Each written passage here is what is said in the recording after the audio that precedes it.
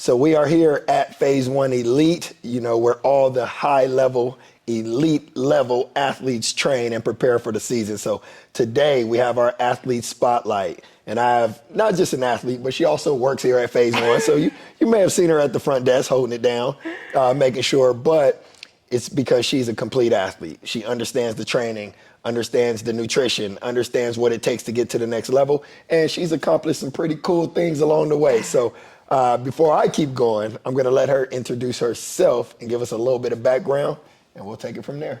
All right, I'm Felicia. I grew up in Utah. Utah is my favorite place. Not really, but grew up in Utah, went to a private Christian school. Then I went to a junior college at Western Wyoming. Then I transferred and went to another junior college in San Diego.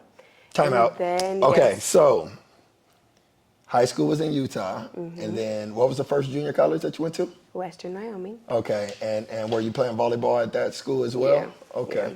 Got you. So back up. So if we go to coming out of high school, junior year, senior year, were there any scholarship opportunities? Were you kind of just getting going with volleyball? Like, what was that in? Because obviously nothing wrong with JUCO. I went JUCO. Yeah. But I'm just curious as to what opportunities were there at the time. Yeah, so I didn't really have any scholarships because, growing up in Utah, it's a really small town. So there weren't very many options getting a scholarship. So I wanted to go to Cal State Fullerton from the very beginning, sent out my film, didn't really get anything back or hear anything back. So I played club as well, had a bunch of different tournaments, was hoping to get looked at by colleges, sent out film all over the place. But again, because I'm small, undersized, it was hard to get looked at from top schools. I also didn't go to a very well-known high school as well, so it was also hard to get scholarships anywhere, get noticed anywhere. Got it.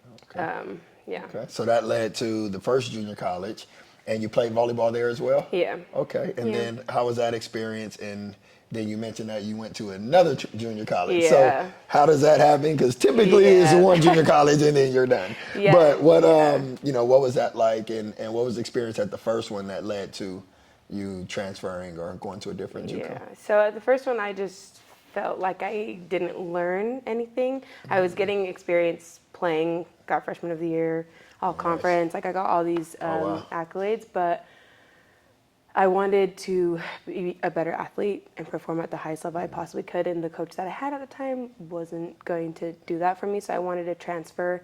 Plus, I've always loved California. Yeah. My dad's family's from California, so it was also another reason for me to go there. They could come watch me play. California was just always somewhere I wanted to go. So they also connected. So I reached out to the Cal State Fullerton coach, who love her now. So we're still cool now, but reached out to her, and she actually sent my film and information to the junior college coach that I had. Okay. And she ended up finding me, reaching out, filming me. My dad took a little road trip out there, and it was like a recruiting trip, but it was an official visit. So we just went out there, viewed the college, and I just loved the environment. I loved the coach, the energy. Awesome. What school was that one? It's called Grossmont. Grossmont, okay, Junior College, So loved it out there. Played beach and indoor, and it was just the best experience I've had. I learned so much. I developed as an athlete. I got smarter, especially playing beach. People don't realize how smart you have to be to play beach. So I got a lot of court awareness. I gained a lot of muscle. My body transformation was crazy. Really? I was like a twig, and then I had muscle, and I was like, this is so different. Okay. Because you got a buff now. Yeah. You know what I mean? So, well, big dog. You know what I mean? I think that's a little phase 1 training, but we won't, whatever. We're not, we're neutral today. We're just spotlight. We're just talking.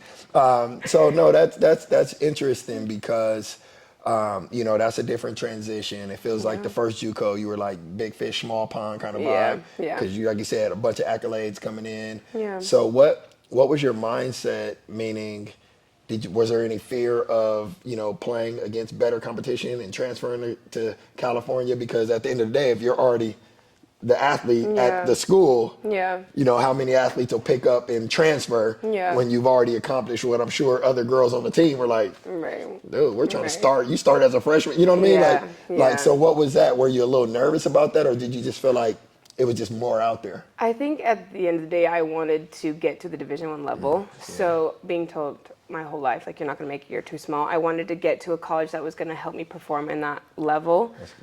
So getting to San Diego, like, I knew I wasn't going to be the best one, but I was willing to work for it. So I think that's also because I've been a captain my whole volleyball career. So even getting there and knowing, like, I have to work hard for it, everyone's good, but I can still be better, was always something that I wanted to do.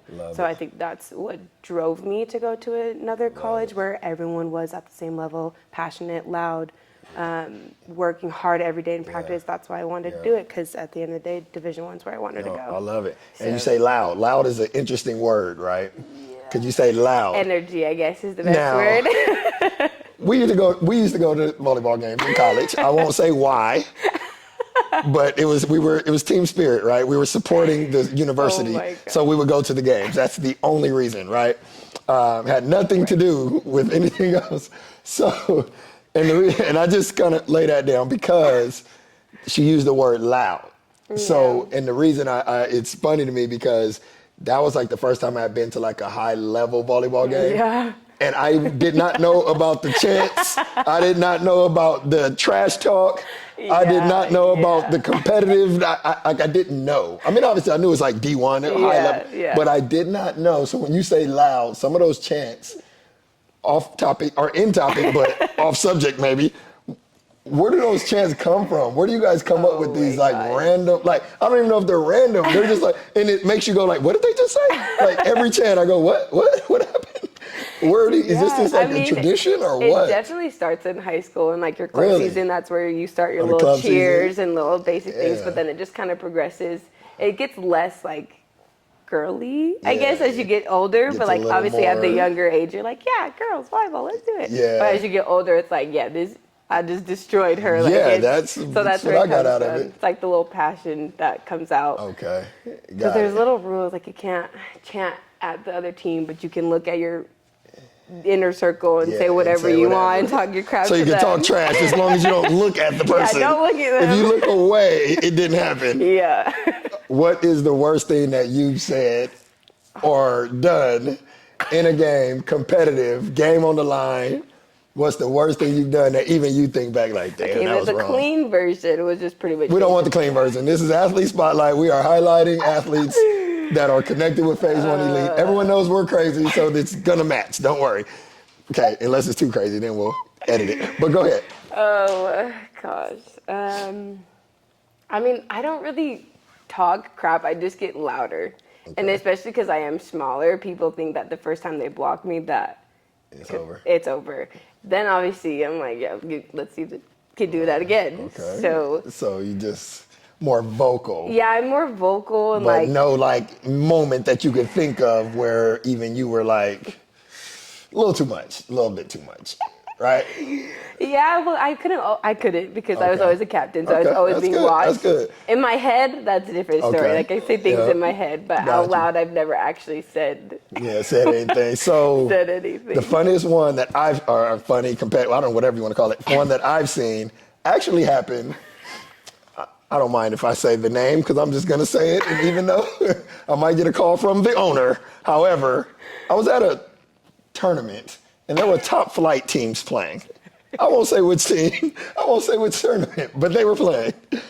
Not saying it was them, I'm just saying they were there.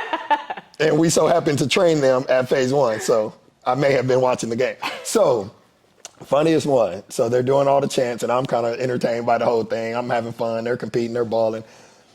One girl explodes, super explosive, spikes, hits the girl in the face. Like she tries to block it, but it just doesn't go right. And it hits her. So I'm already like, ooh, like this is crazy. The girl that spiked it turned around and looked at her team and went, I literally was like, she did not just do that. Did she do that?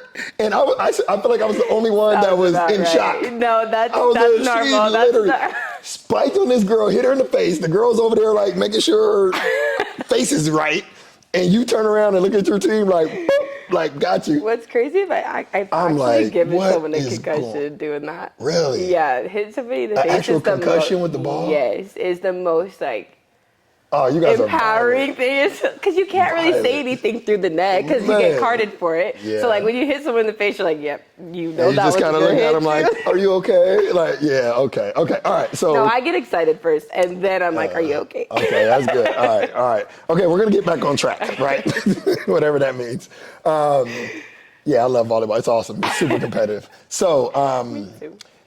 Grossmont Junior College, Yes, right? yes. And then you played there for 1 year, A year and a half. year and a half. Yeah. Okay, got you. And then what was the next kind of step in the journey? Did you transfer out of there to university, or what was kind of the flow from there? Yeah, I actually went to Cal State Fullerton. Oh, nice. Oh, wow. I ended up going there. Full circle, huh? Yeah, so I that's ended awesome. up coming to a couple of our practices. Yeah. And then I went on a recruiting trip out there. Nice. I had other offers as well, because again, I thought California was the best way for me to get exposure. Yeah. So I got a lot of exposure going there. So I had other recruiting trips, but as soon as I went on my recruiting trip to Fullerton, I was like, I'm sold. Like, I'm That's good. awesome. That's so awesome. I loved the coach. I loved the culture. Yeah. And just like the environment as well. That's It's always big. been my dream. And what I think is real cool about that, right? Because Cal State Fullerton, that was one of your first, schools that you wanted to go to. Yeah. So all my athletes out there, I mean, that's a great part of the journey that you need to hear. I feel like you were willing to risk it Yeah. by transferring to California, Yeah. by leaving where you had the accolades and you were the newcomer of the year and all this cool stuff. And you're like, I'm out of here because I want more. I want to accomplish more. Yeah. But you were willing to risk it and put it all on the line and willing to show up and work your butt off to Yeah. accomplish it. Yeah. So I think athletes that have that level of belief in themselves, I love that story because a lot of athletes wouldn't have took those chances. And Yeah. ultimately, it went full circle. You ended up at the school you wanted to go to. So Yeah. love it, love it, love it. There's a So lot when you of got there, what was the difference between, and I know you did a couple years of JUCO, Yeah. but if you go from Cal State Fullerton and you go back to high school or club during high school, Yeah. what was the competitive difference? Was it super different? Were the girls way more athletic? Yeah. Or was it more just like kind of a natural flow? Or, Yeah. What was that? So compared to high school, Mm-hmm. again, going to a private Christian school, it just was the level of play was completely Yeah. different compared to like public schools where they're all like beasts and everyone's the same level. And then going to my junior college, it was still athletic. They were Yeah. athletic, but they were fast as well. Then you go to Division I, and they're all like 6'3", 6'4", and you have to learn how to work around their Wow. blocks. So we played against like Hawaii, Cal Poly, Yeah. like all those big schools. Wow. So learning to each time I've learned different level of play or Awesome. different Love it. like what's the word? Love it. Yeah. What's the So word? just the competitive, like just the level. Yes, like the different level of- and yeah. volleyball IQ. And Like I had to IQ, learn yeah. different versions of that That's awesome. every place I went. Love So it. junior college, I learned to be smarter, savvy, different locations. Division I learned height and learning how to hit around the block or using the block or looking at the defense or how fast the game is wow. coming and Yeah. how quick it comes. Yeah. So that is where I developed Just that. the overall IQ of Yeah. the game. Oh my You had a gosh, better yes. understanding because you Yes. had to manipulate some of that in order to Yep. perform. Yep, and Oh, you have that's to do dope. film. Like junior college, you don't really have to watch film or Yeah. do scouting and stuff like that. But then you go Division I, you have film sessions. You have to scout the other team. You have to look at their defense, our offense. That's awesome. It's a bunch of different things. Love it, love it. No, So but it's a lot. It's preparation though, and I think Yeah. it really got you ready because ultimately, you were able to accomplish something that so many volleyball players and so many athletes in general want, which is to be a pro, to be an actual athlete that gets paid to play. Yeah. And so you went from Cal State Fullerton. Yeah. And then what happened after that? So I graduated COVID year. So I didn't actually have a graduation. So then after that, I took a whole year off. And then I went and got my master's in England. Played there as well for like their little NVL team is what it's called. And then from England, I did and went to a little volleyball tournament during the summer in Croatia. And that's where I met my agent and had a conversation with him. Oh, wow. And then I went to Finland for half of a season. And then I went to Sweden after that.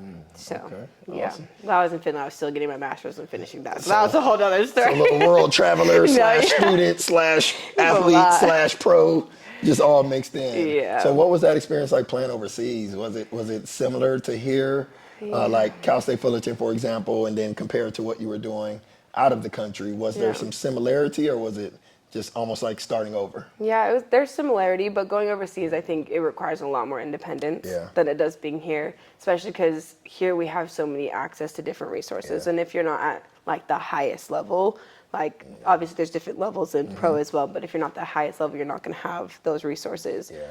Even here, in colleges here, you have physical therapists, you have your sports trainers that are there with you for your team. Overseas, it's not necessarily like that. It's you have to have a lot more independence, taking care of your own body. All your recovery. Doing that recovery, all your you have to resources. know what your body needs, and you learn that. I feel like you learn that in college as well. And as you grow up, you start to realize, okay, this is what we did for my shoulder, or this is what we did for my body. I can do this now.